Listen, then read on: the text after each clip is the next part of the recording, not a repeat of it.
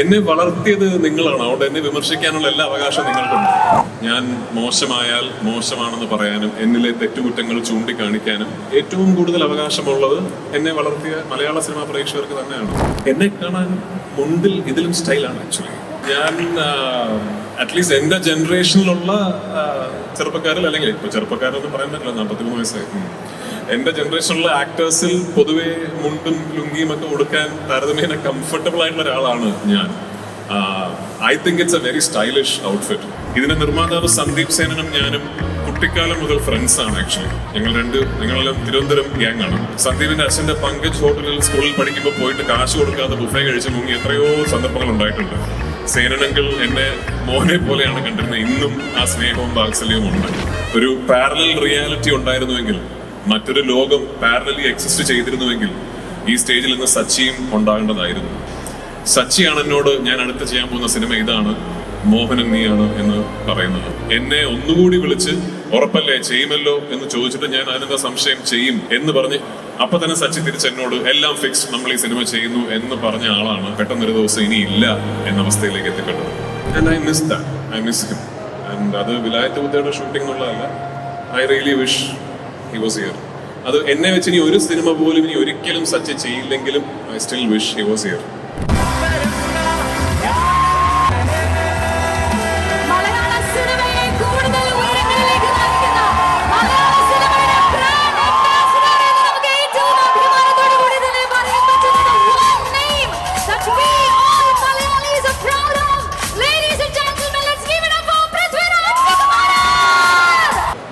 നമസ്കാരം കൊച്ചി.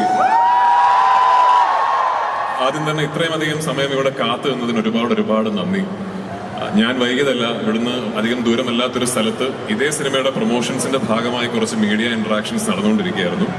എപ്പോഴത്തെയും പോലെ തീർക്കാം എന്ന് പറഞ്ഞ സമയത്ത് തീർന്നില്ല, അങ്ങനെ വൈകിപ്പോയതാണ്. പക്ഷെ താങ്ക് യു സോ മച്ച്.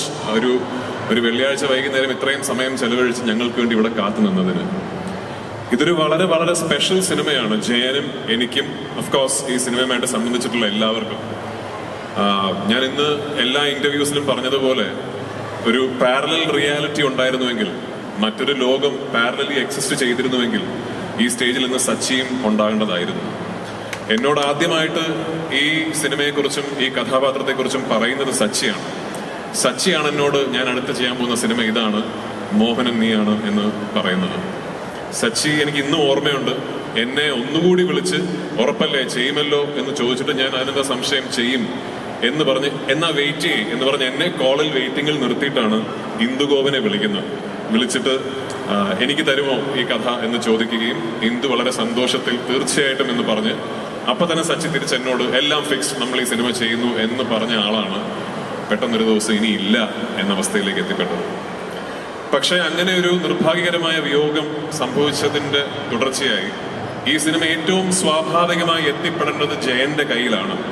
കാരണം ജയൻ സച്ചിയുടെ അസോസിയേറ്റ് ഡയറക്ടർ മാത്രമായിരുന്നില്ല, സച്ചിയുടെ ഒരു സഹോദരനും ഒരു സുഹൃത്തും, സച്ചിയുടെ എല്ലാം ആയിരുന്നു. ഒരു പക്ഷേ സച്ചിയുടെ ഈ സിനിമയുടെ വിഷൻ ഏറ്റവും നന്നായി ഈ സിനിമയുടെ സംവിധാന ചുമതല ഏറ്റെടുക്കുന്നതിന് മുൻപ് തന്നെ മനസ്സിലാക്കിയ വ്യക്തി ജയനാണ്. ജയൻ സച്ചിയുടെ മാത്രം അസോസിയേറ്റ് അല്ല, എന്റെയും അസോസിയേറ്റ് ആണ്. അപ്പൊ it's A moment of pride for me. എന്നോടൊപ്പം വർക്ക് ചെയ്ത എന്റെ കോ ഡയറക്ടേഴ്സിലെ ഒരാൾ, അയാളുടെ ആദ്യത്തെ സ്വതന്ത്ര സിനിമാ സംരംഭം കേന്ദ്ര കഥാപാത്രം എന്നെ കാസ്റ്റ് ചെയ്തുകൊണ്ട് ചെയ്യുന്നു. അത് ഇത്രയും മനോഹരമായി കൺസീവ് ചെയ്യപ്പെടുന്നു.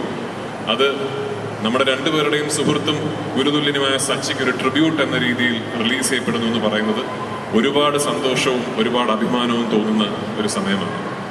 ഇതിന്റെ നിർമ്മാതാവ് സന്ദീപ് സേനനും ഞാനും കുട്ടിക്കാലം മുതൽ ഫ്രണ്ട്സ് ആണ് ആക്ച്വലി. ഞങ്ങളെല്ലാം തിരുവനന്തപുരം ഗ്യാങ് ആണ്. സന്ദീപിന്റെ അച്ഛന്റെ പങ്കജ് ഹോട്ടലിൽ സ്കൂളിൽ പഠിക്കുമ്പോൾ പോയിട്ട് കാശ് കൊടുക്കാതെ ബുഫേ കഴിച്ച് മുങ്ങി എത്രയോ സന്ദർഭങ്ങൾ ഉണ്ടായിട്ടുണ്ട്. സേനനങ്കിൾ എന്നെ മോനെ പോലെയാണ് കണ്ടിരുന്നത്. ഇന്നും ആ സ്നേഹവും വാത്സല്യവും ഉണ്ട്. അങ്ങനെ ഒടുവിൽ സന്ദീപും ഞാനും പ്രൊഫഷണലി കൊളാബറേറ്റ് ചെയ്യുന്നു പറയുമ്പോൾ ശരിക്കും ഒരു ലൈഫിന്റെ ഒരു വലിയ ജേർണിയുടെ ഒരു ക്ലൈമാറ്റിക് ഇവന്റ് ആയിട്ടാണ് എനിക്കതിനെ പലപ്പോഴും തോന്നാറുള്ളത്.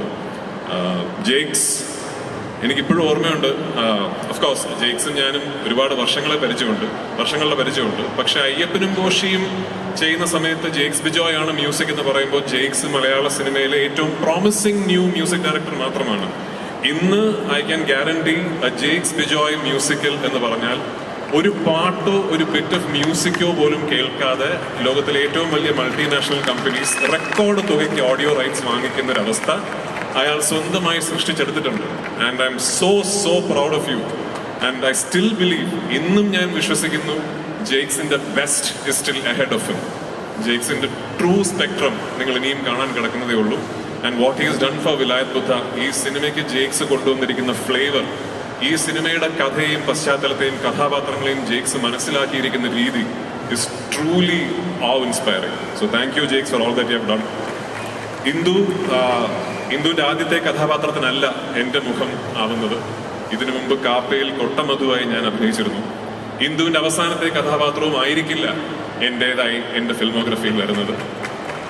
ഞാൻ ഭയങ്കര ഫാനാണ് ഇന്ദുവിന്റെ റൈറ്റിങ്ങിന്റെ. ഒരുപാട് കഥകളും വിഷയങ്ങളും നമ്മൾ ചർച്ച ചെയ്യാറുണ്ട്. ഇന്ദുവിന്റെ അടുത്ത ഒരുപാട് ചിന്തകളും കഥാപാത്രങ്ങളും എന്നിലേക്ക് എത്തിച്ചേരട്ടെ എന്ന് ഞാൻ പ്രത്യാശിക്കുന്നു. Thank you. മോഹനന്റെ മുഖം എൻ്റെതായി തെളിഞ്ഞപ്പോൾ അതിന് സമ്മതം മൂളിയതിന് ഒരുപാട് നന്ദി. Sreejith, of course, Sreejith is one of the most interesting technicians in Malayalam cinema. Sreejith ഒരു ടോപ്പ് എഡിറ്ററാണ്. Is also one of the finest colourers that I have known. I don't know how many people, അങ്ങനെ എത്ര പേരുണ്ടെന്ന് എനിക്കറിയില്ല. സിനിമയുടെ എഡിറ്റിങ്ങും കളറിങ്ങും ഒരുമിച്ച് ചെയ്യുന്ന എത്ര ടെക്നീഷ്യൻസ് ഇന്ത്യയിലുണ്ടെന്ന് എനിക്കറിയില്ല. ആ രീതിയിൽ one of the really fine technicians, young technicians we have.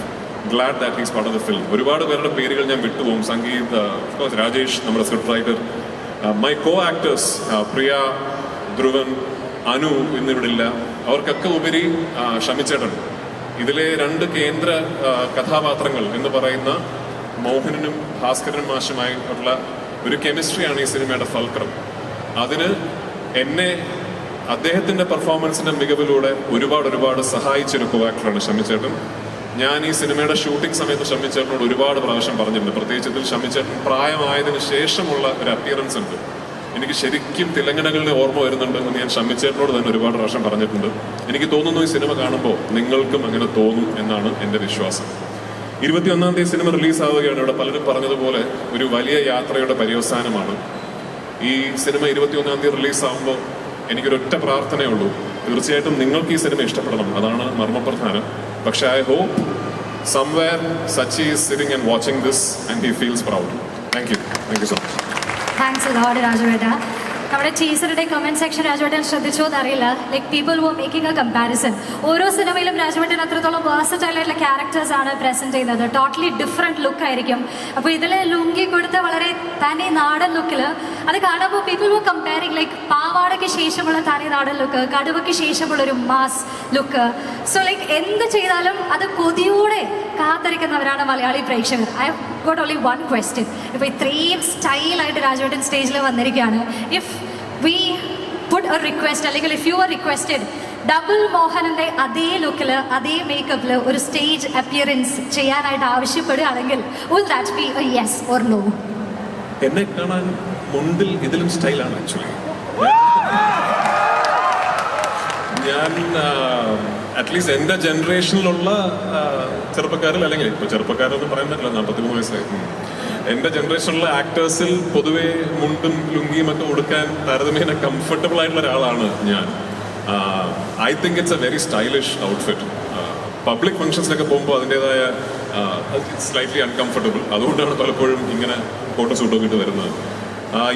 I mean double മോഹനനായി ഇനിയും വരാൻ ഒരു അവസരം ഉണ്ടായാൽ തീർച്ചയായിട്ടും I would love to revisit the character. അങ്ങനെ ഒരു അവസരം ഉണ്ടാകട്ടെ. പക്ഷെ ഇത് എന്നെ ഡബിൾ മോഹനാക്കി മാറ്റുന്നതിന്റെ പിന്നിൽ നമ്മുടെ മേക്കപ്പ് ഡിപ്പാർട്ട്മെന്റിന്റെ വലിയ മനുവിന്റെ ഒക്കെ വലിയ എഫേർട്ട് ഉണ്ട്. പ്രമോദ് എന്റെ മേക്കപ്പ് മാൻ്റെ ഒക്കെ വലിയ എഫേർട്ട് ഉണ്ട്. രാവിലെ ഞാൻ പോയി ആ കസേരയിൽ ഇരുന്നാൽ ഒരു മണിക്കൂറുണ്ട്. കാരണം ഇതിനകത്ത് ഒരുപാട് സീനുകളിൽ ഞാൻ ഈ ഇന്ന വെസ്റ്റും ലുങ്കിയും മാത്രം എടുത്തിട്ടുള്ള സീനുകളുണ്ട്. അപ്പോൾ എന്റെ കൈയും കാലും ഒക്കെ മേക്കപ്പ് ചെയ്യണം. അപ്പോൾ വലിയൊരു എഫേർട്ട് ഉണ്ട്, അത്ര എളുപ്പമല്ല. അത്ര എഫേർട്ട് ഇല്ലെങ്കിലും നാച്ചുറലി രാജുവേട്ടൻ്റെ ലുക്ക് ഉള്ളതുകൊണ്ട് we will be happy seeing you in any look. Lungi എടുത്താലും സ്റ്റൈലാണെന്ന് രാജുവേട്ടൻ തന്നെ നമ്മളോട് പറഞ്ഞിരിക്കുകയാണല്ലേ. അപ്പോൾ ഇനി രാജുവേട്ടനോടും വിലായത് ബുദ്ധ സിനിമയുടെ ക്രൂ മെമ്പേഴ്സിനോടും കുറച്ച് ക്വസ്റ്റ്യൻസ് ചോദിക്കാനായിട്ട് കുറച്ച് പേര് അവിടെ റെഡി ആയിട്ട് നിൽക്കുന്നുണ്ട്. ആ ഒരു ഇന്ററാക്ഷനിലേക്കാണ് നമ്മൾ പോകുന്നത്. ഫ്ലോർ നിങ്ങൾക്കായിട്ട് നമ്മൾ ഓപ്പൺ ചെയ്യുന്നു. I think some of you are ready with your questions. And ആദ്യ ക്വസ്റ്റ്യൻ എവിടെ നിന്നാണ്? We have very limited time. അപ്പോൾ ഇത്രയും വേഗം തന്നെ ക്വസ്റ്റ്യൻസ് ചോദിക്കാം. മൈക്ക് ദയവായി ഒന്ന് ഹാൻഡ് ഓവർ ചെയ്യുക. യെസ്. നമസ്കാരം, എൻ്റെ ചോദ്യം രാജുവേട്ടനോടാണ്. എൻ്റെ പേര് സഫല്യ. സോ വിലായത് ബുദ്ധയുടെ ട്രെയിലർ ആൻഡ് പോസ്റ്റർ കണ്ടപ്പോൾ രാജുവേട്ടൻ്റെ കൂടെ തിലകൻ സാർ നിൽക്കുന്ന പോലെ നമുക്ക് എല്ലാവർക്കും തോന്നിയായിരുന്നു. അപ്പോൾ ഈ ഒരു അച്ഛൻ്റെയും മകൻ്റെയും കൂടെ അഭിനയിച്ച അല്ലെങ്കിൽ സ്ക്രീൻ ഷെയർ ചെയ്ത ഒരു ആക്ടർ എന്ന നിലയ്ക്ക് ഇവർ തമ്മിലുള്ള ഒരു സിമിലാരിറ്റീസ് അല്ലെങ്കിൽ ഡിഫറൻസസ് ഉണ്ടെങ്കിൽ അതെന്തൊക്കെയായിരുന്നു? സ്വാഭാവികമായിട്ട് അവരുടെ അപ്പിയറൻസിൽ നല്ല സിമിലാരിറ്റി ഉണ്ട്. ഇപ്പോൾ പ്രത്യേകിച്ച് ഷമ്മിച്ചേട്ടൻ കുറച്ചുകൂടെ പ്രായമായപ്പോൾ ഒരു യങ് തിലകങ്ങളുടെ നമ്മളെ ഓർമ്മിപ്പിക്കുന്ന ഒരുപാട് കാര്യങ്ങൾ ഷമ്മിച്ചേട്ടനുണ്ട്. ഞാൻ നേരത്തെ പറഞ്ഞ പോലെ ഈ സിനിമയിൽ ഷമ്മിച്ചേട്ടൻ കുറച്ച് പ്രായമായ ഒരു അപ്പിയറൻസ് ഉണ്ട്. ഓഫ്കോഴ്സ് അത് മേക്കപ്പാണ്, പക്ഷേ എനിക്ക് ആ അപ്പിയറൻസിൽ ഒരുപാട് തിലകനങ്കിളിനെ ഓർമ്മ വന്നു. കാരണം ഞാൻ തിലകനങ്കിളിൻ്റെ കരിയറിൻ്റെ അവസാന ഘട്ടത്തിലെ ഏറ്റവും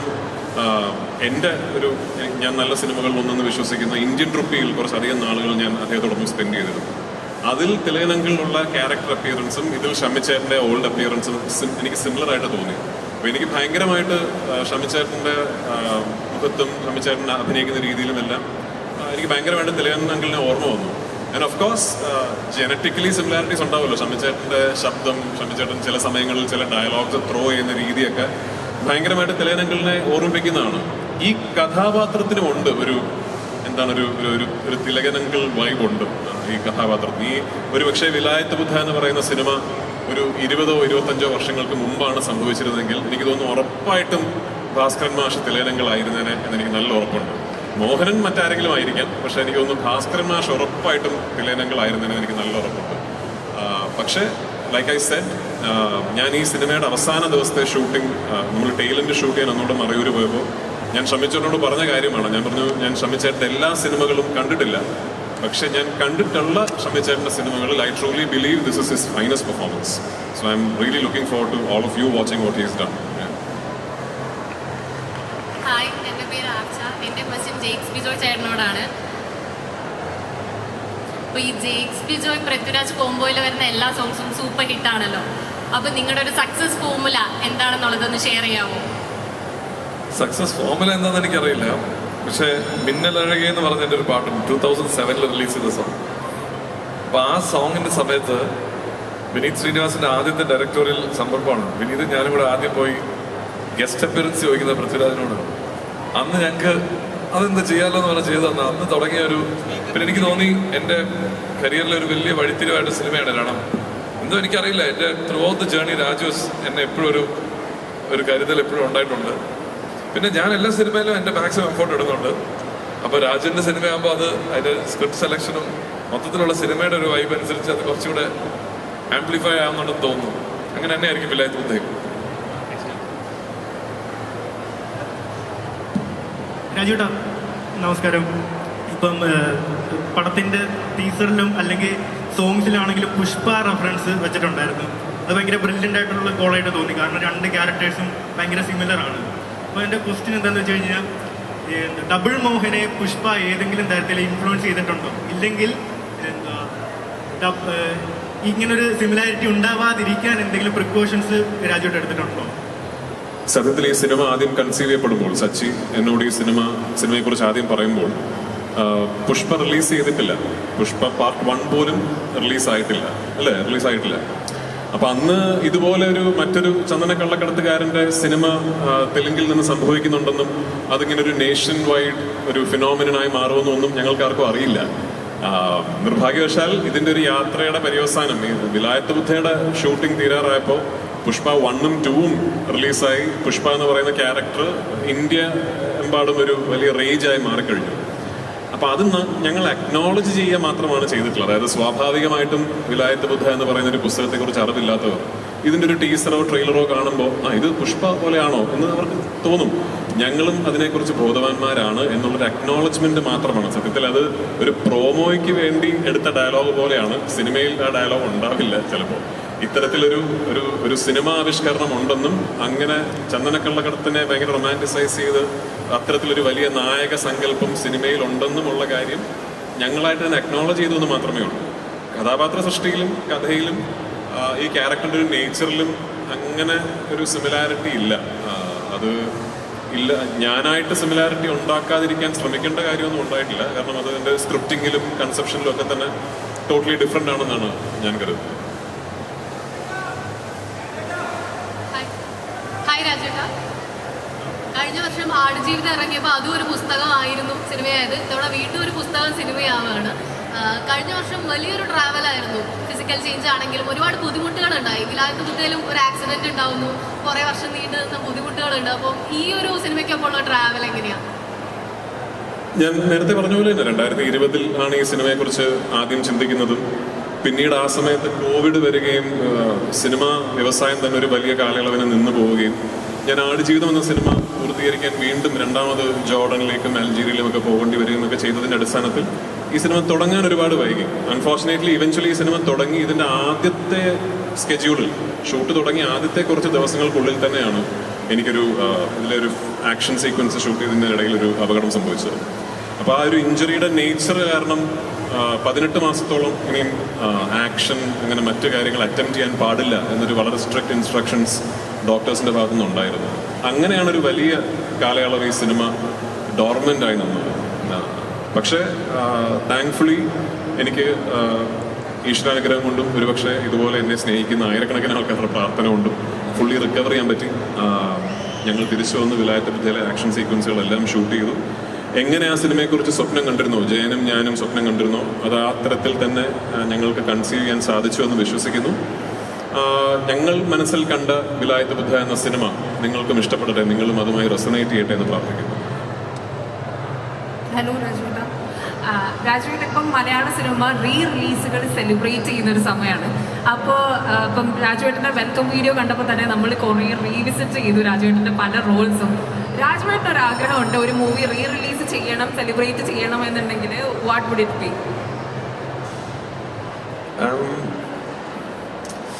ഒരുപാട് സിനിമ നമ്മൾ അഭിനയിച്ച സിനിമകളോട് നമുക്ക് എപ്പോഴും ഒരു പ്രത്യേക മമത ഉണ്ടാവുമല്ലോ.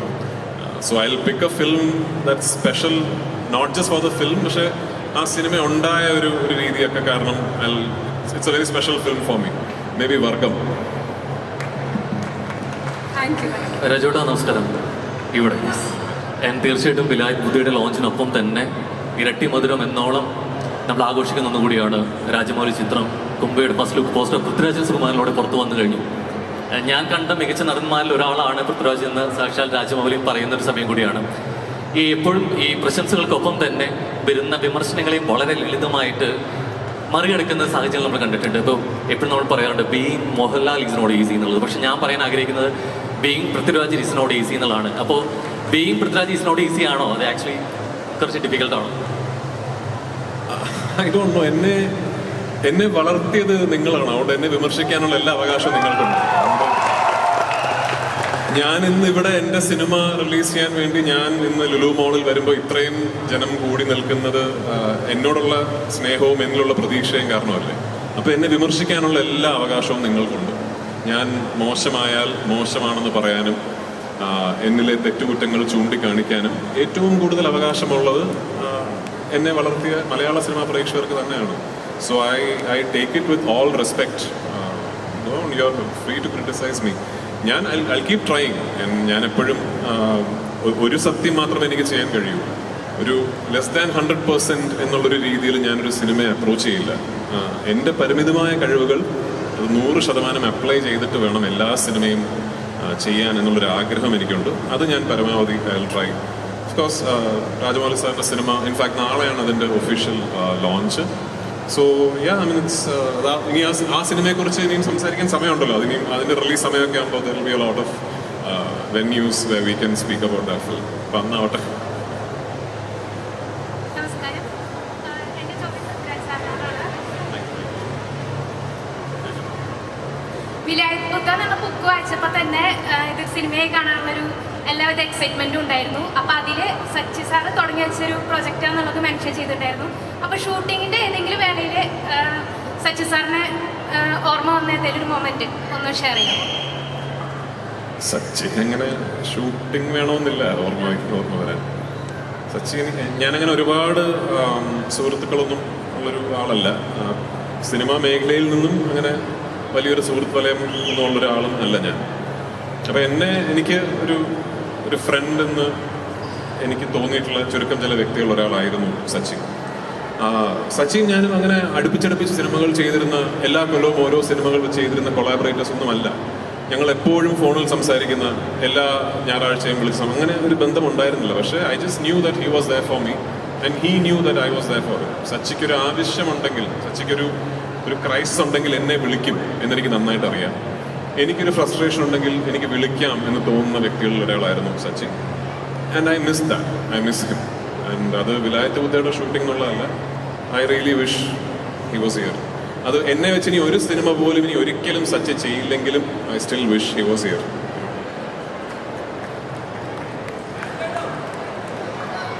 Thank you so much, Rajveda.